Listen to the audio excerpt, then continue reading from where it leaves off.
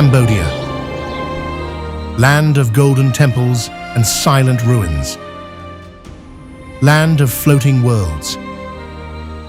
Land of beauty that grew through the dark.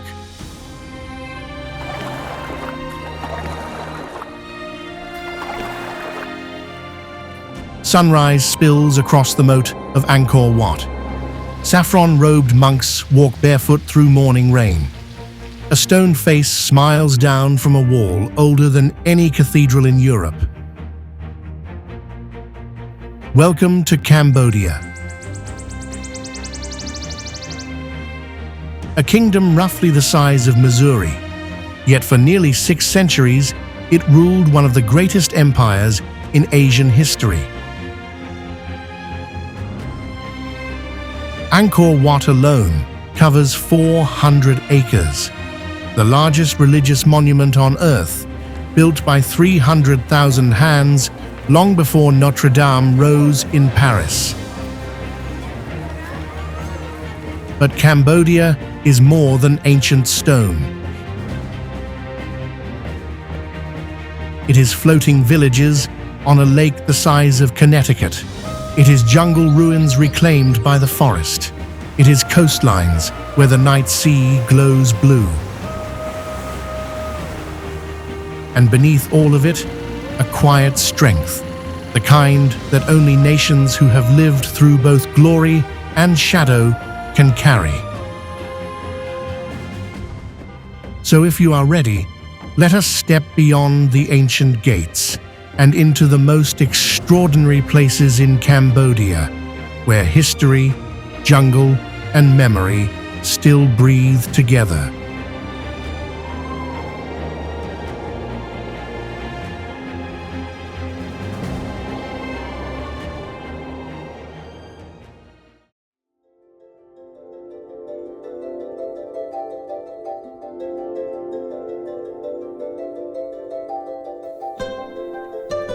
Before the sun fully rises over Cambodia, Angkor Wat already feels awake. Its 5 lotus-shaped towers appear slowly in the blue morning light. Reflected across the still water in front of the temple, built in the early 12th century under King Suryavarman II, this was once the spiritual heart of the Khmer Empire. The complex covers more than 160 hectares, making it one of the largest religious monuments ever created by human hands. From above, Angkor Wat is not just a temple, but a carefully planned universe of moats, causeways, galleries, towers, and sacred geometry. The wide moat surrounding it stretches like a man-made ocean, symbolizing the cosmic sea around Mount Meru in Hindu belief. Its sandstone blocks were carried from distant quarries near Phnom Kulen, a sacred mountain more than 40 kilometers away. Imagine the sound of workers, elephants, boats, and ropes moving thousands of stones through forests and waterways. Every wall here seems to carry a story, from heavenly dancers to warriors, gods, demons, and battles carved into long stone galleries. One of the most famous scenes shows the churning of the Sea of Milk, where divine and demonic forces pull a giant serpent in search of immortality. Walking through these galleries, the stone does not feel silent, because every carving seems to whisper from another age. The temple was originally dedicated to Vishnu, but over time, it became deeply connected with Buddhism and remains a living sacred place today. Monks in orange robes still move through its corridors, adding a human warmth to a monument that could otherwise feel almost impossible in scale. At sunrise, hundreds of visitors gather near the western pools, waiting for the moment when the towers turn from shadow into gold. Yet even with the crowd around you, there is a strange quietness when the first light touches the stone. The heat comes quickly after morning, and the long corridors begin to smell of dust, incense, old stone, and tropical air. This is what makes Angkor Wat unforgettable. It is not only seen with the eyes, but felt through time, heat, shadow, and silence. When the sun finally stands above the towers, Angkor Wat no longer looks like a ruin, but like a memory of an empire still breathing in the light.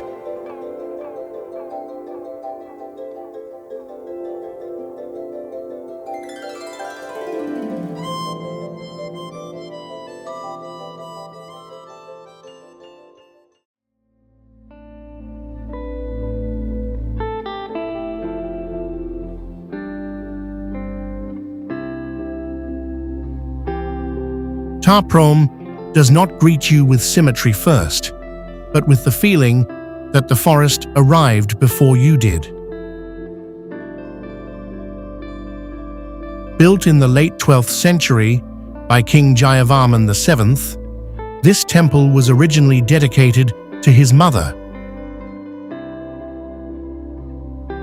Its original name was Rajavihara, meaning royal monastery, and it once formed part of a large religious and administrative network. Historical inscriptions suggest that thousands of people were connected to the temple's service, from priests and dancers to workers and caretakers. Yet what makes Prohm unforgettable today is not only what humans built, but what nature has slowly taken back. Silk cotton trees and strangler figs rise above the walls, sending roots down like frozen rivers of wood. Some roots grip the stone so tightly that it becomes impossible to tell where the temple ends and the tree begins. The sandstone blocks here have been pushed, cracked, and tilted by centuries of rain, humidity, and living roots. Walking through its corridors, you pass collapsed doorways, moss-covered carvings, broken galleries, and sudden openings of green light. Unlike many restored monuments, Prohm was deliberately left with much of its jungle atmosphere, preserving the drama of discovery. This is why every turn feels cinematic, as if you are stepping into a place that has been waiting behind leaves and shadows. The air is warmer and heavier here, filled with the smell of damp stone, old wood, and soil after tropical rain. In quiet corners, the carvings of devatas still appear through the green surface, their faces softened by time, but not erased. Prohm feels powerful because it shows two forces at once: the ambition of an empire and the patience of the forest. When you look back at the roots wrapping around the temple walls, the place seems less like a ruin and more like a memory being held in the hands of the jungle.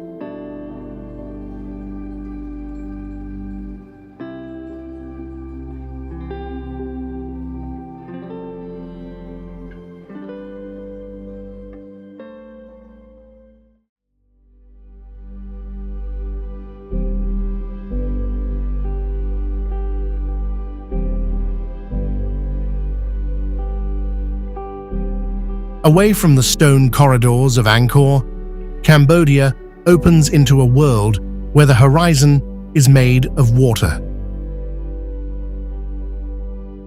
Tonlé Sap is the largest freshwater lake in Southeast Asia, and its size changes dramatically with the seasons. During the rainy season, the lake can expand to several times its dry season size, flooding forests, fields, and low villages around its edge. This transformation happens because the Tonlé Sap River reverses its flow when the Mekong River swells with monsoon water. Few landscapes on Earth feel so alive because the lake breathes in and out like a giant natural lung. Beneath the water, this seasonal pulse supports one of the most productive inland fisheries in the world. Fish from Tonlé Sap have fed Cambodian families for generations, shaping meals, markets, traditions, and daily survival.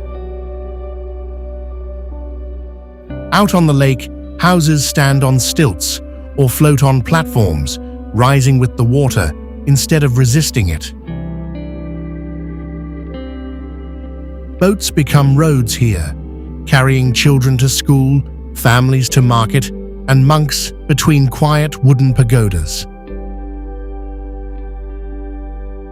The experience is not only visual.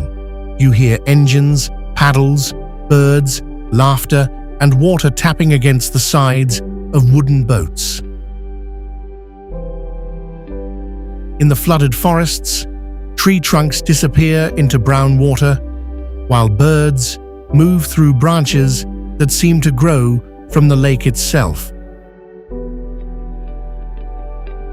This fragile ecosystem also carries pressure from climate change, overfishing, dams, and the change in rhythm of the Mekong.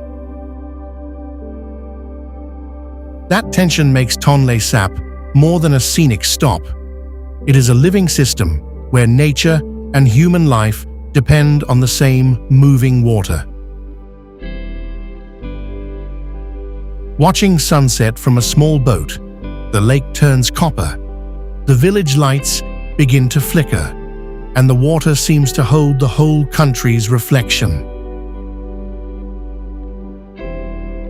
Tonlé Sap stays in memory because it does not feel like land or sea, but like Cambodia itself, drifting gently between survival, beauty, and change.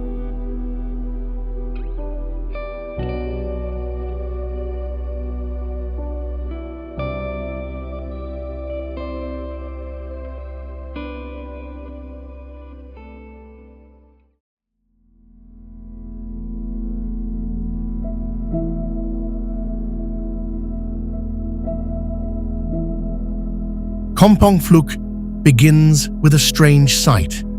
Houses rising high above the ground, as if an entire village has learned to wait for the flood.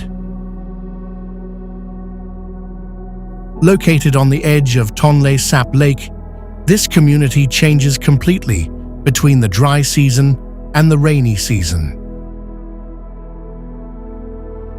In the dry months, the wooden homes stand on tall stilts that can rise several meters above dusty roads and cracked earth.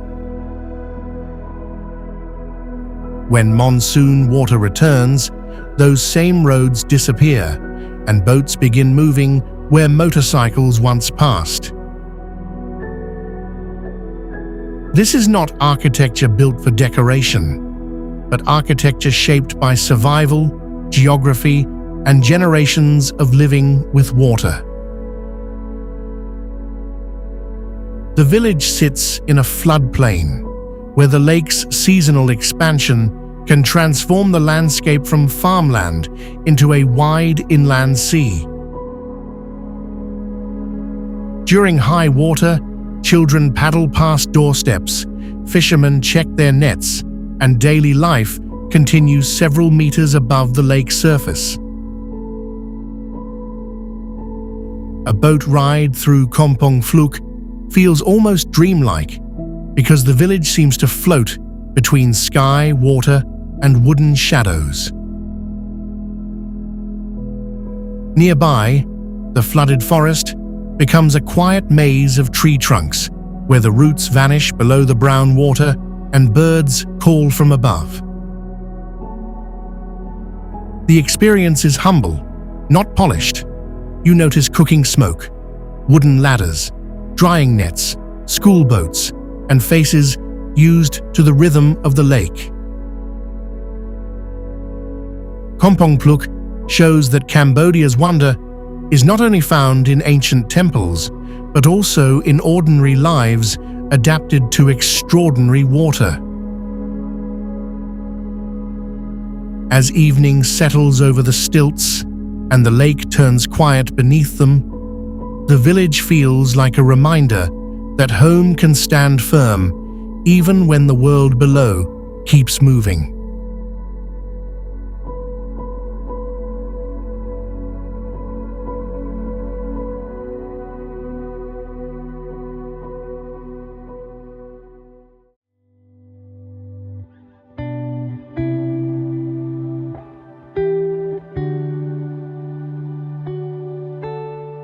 Phnom Kulen rises from the plains of northern Cambodia like a sacred wall between the lowlands and the sky.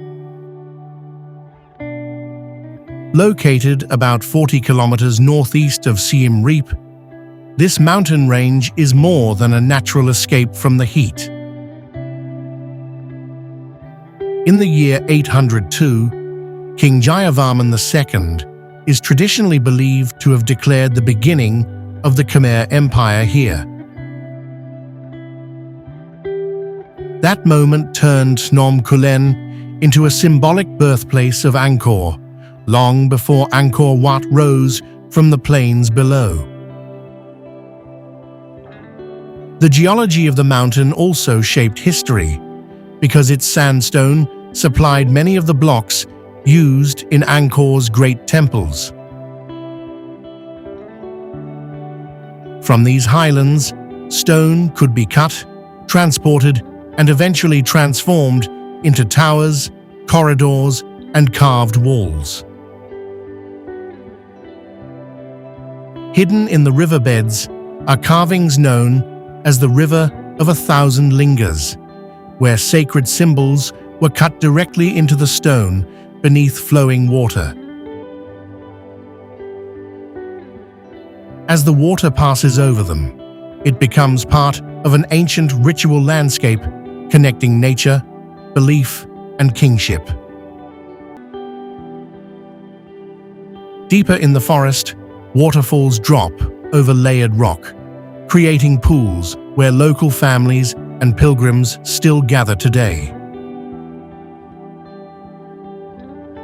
The sound here changes completely, from temple silence to rushing water, insects, birds, and footsteps on damp forest paths. The mountain is still alive with faith, not as a museum piece, but as a place where prayers, offerings, and daily life continue. Traveling through Phnom Kulen feels different from walking among Angkor's temples, because here, the empire seems to begin in water, stone, and forest. The place carries both freshness and age, with waterfalls cooling the skin, while the old river carvings remind you how deep Cambodia's memory goes. By the time the road descends from Phnom Kulen, the mountain no longer feels like a backdrop to Angkor, but like the first breath of a civilization carved from stone and blessed by water.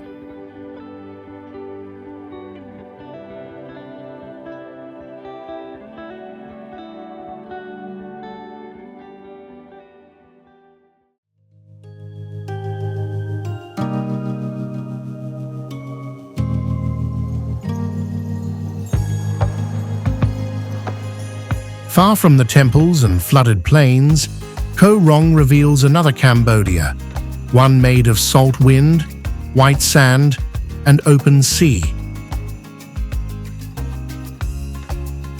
The island lies off the coast of Sihanoukville in the Gulf of Thailand, where the water shifts from pale green to deep blue under the sun.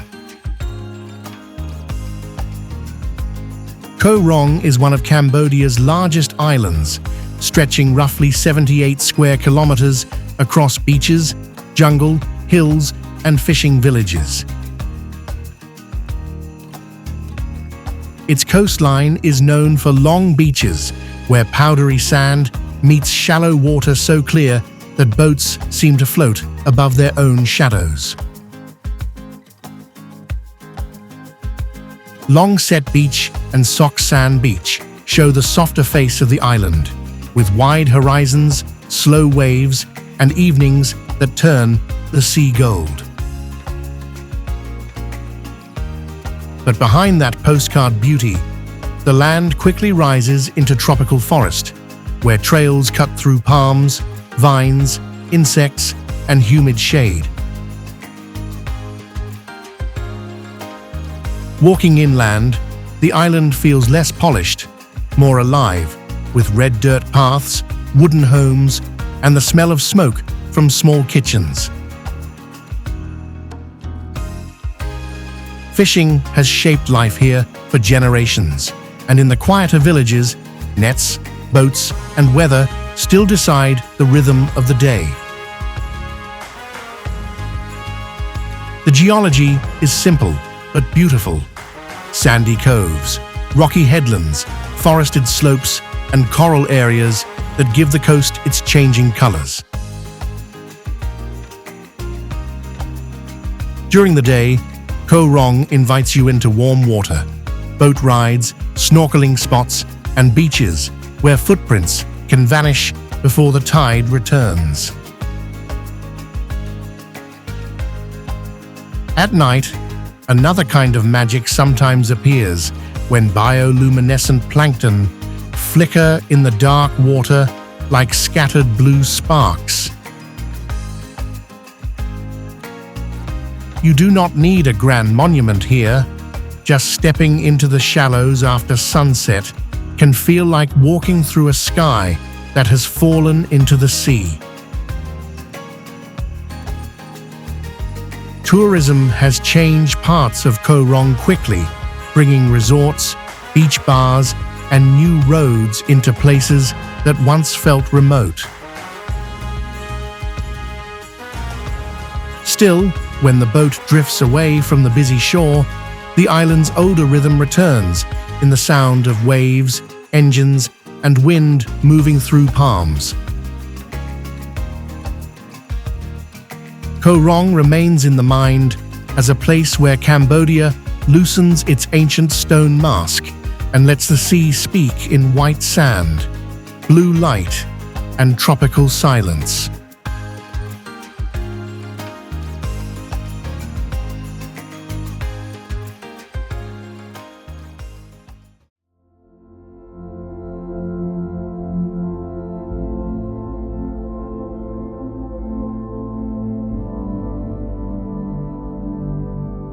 Phnom Penh rises at the meeting of rivers, where the Mekong, Tonlé Sap, and Bassac shape the capital's edge with moving water. After the quiet islands and lake villages, the city feels louder, warmer, and more layered, like Cambodia gathering all of its contrasts into one place. It became Cambodia's capital in the 15th century, when power shifted south from the old Angkor region toward the river plains. Its name is linked to Wat Phnom, the small hill temple that still stands as one of the city's spiritual landmarks. Around the riverfront, French colonial buildings, markets, pagodas, cafes, and modern towers sit close together in a dense tropical rhythm. The city's geography has always mattered, because rivers made Phnom Penh a trading point, a royal seat, and a gateway between inland Cambodia and the wider region. In the morning, vendors set up along the streets, motorbikes move like currents, and the smell of grilled food mixes with exhaust and river air. At the Central Market, built in the Art Deco style in the 1930s, the Yellow Dome opens into a maze of jewelry, fabrics, food, and voices. A few minutes away, the Royal Palace brings a different mood, with golden roofs, manicured gardens, and ceremonial architecture facing the river. Yet Phnom Penh cannot be understood through beauty alone, because the city also carries some of the deepest wounds in modern Cambodian history. Places like Tuol Sleng and Chuang Ek remind visitors that behind the markets and river lights, memory here is not distant or abstract.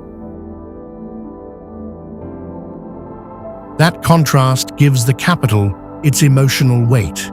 Royal gold beside grief, daily life beside remembrance, new construction beside old scars. By sunset, the riverside softens, families walk along the promenade, monks pass through the crowd, and boats begin glowing on the darkening water. The city does not ask you to look away from its pain. Instead, it asks you to see how life keeps moving around it. Phnom Penh remains powerful because it is not a polished capital of easy beauty, but a living river city where Cambodia's crown, commerce, sorrow, and survival all meet under the same evening sky.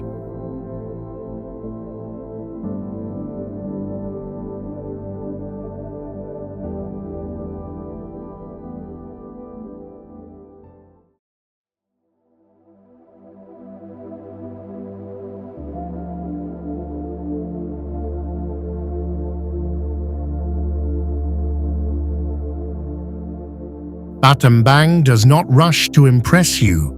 It moves with the slower confidence of a river town that has seen empires come and go. Located in northwestern Cambodia, near the Sangka River, it has long been one of the country's important agricultural and cultural centers. The province is often linked with rice production, and the flat countryside around the city opens into fields, villages, palm trees, and red dirt roads. In the city center, French colonial buildings stand beside old shophouses, their faded walls carrying the colors of sun, rain, and time. Unlike Phnom Penh, Battambang feels quieter, with streets where bicycles, tuk-tuks, markets, and temple bells blend into a more local rhythm.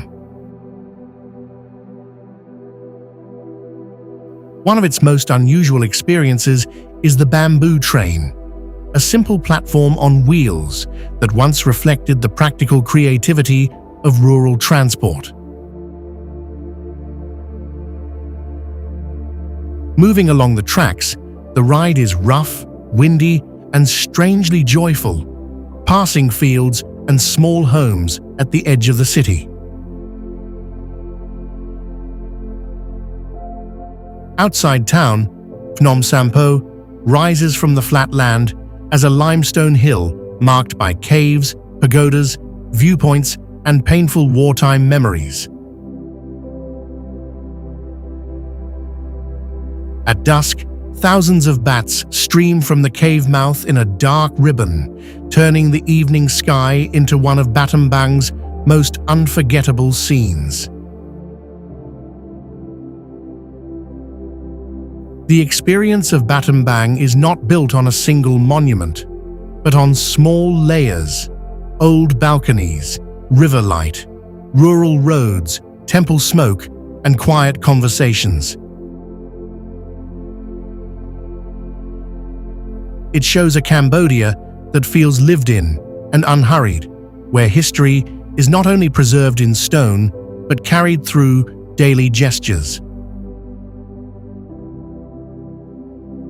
As night settles over the Sangkar River, Battambang remains like a soft afterglow in the journey, gentle enough to whisper, yet deep enough to stay.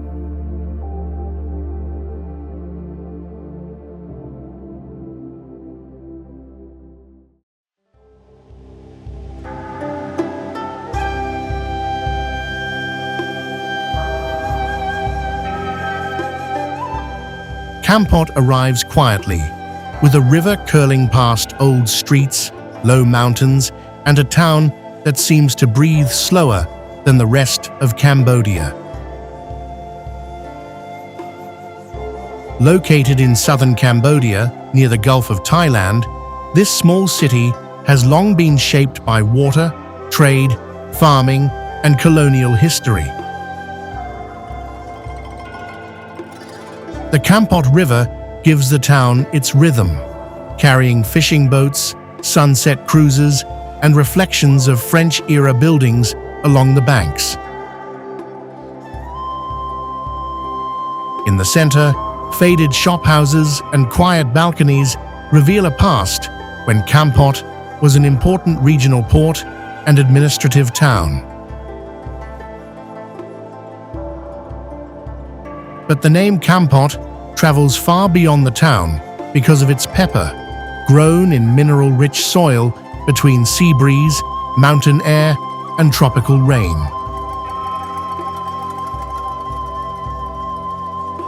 Kampot pepper is famous for its fragrance and depth, and walking through the plantations, you can smell spice, wet leaves, and warm earth in the air. Nearby salt fields add another texture to the landscape, where shallow pools catch the sun and workers gather white crystals from the coast. Beyond town, Bokor Mountain rises into cooler air, with mist, forest, old ruins, and viewpoints looking down toward the sea. The road upward feels like a change of climate, moving from hot riverbanks into wind, clouds, and the strange silence of abandoned colonial stone. Back in Kampot by evening, the town softens again as cafes glow, bicycles pass slowly, and the river turns orange under the last light. Kampot's beauty is not dramatic in the way of Angkor or Rong. It is quieter, built from flavor, river air, old walls, and unhurried afternoons. When the river darkens and the mountains fade into blue, Kampot feels like Cambodia, pausing for a breath before the journey turns toward the sea.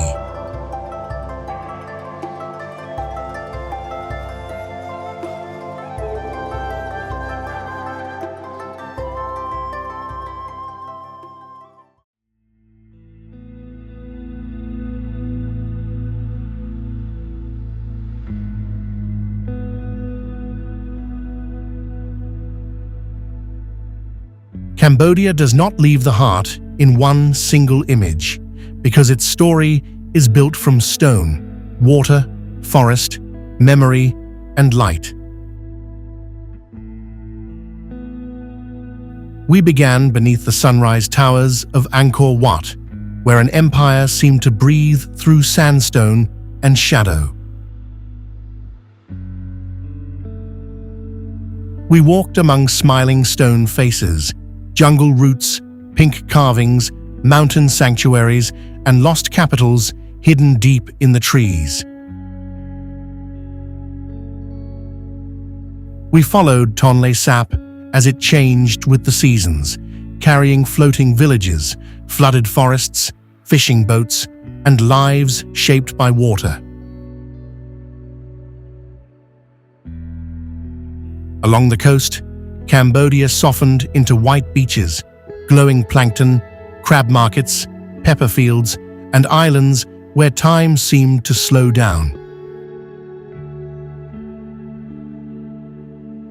In Phnom Penh, the journey became more human, showing royal beauty beside grief, daily life beside remembrance, and resilience beside pain.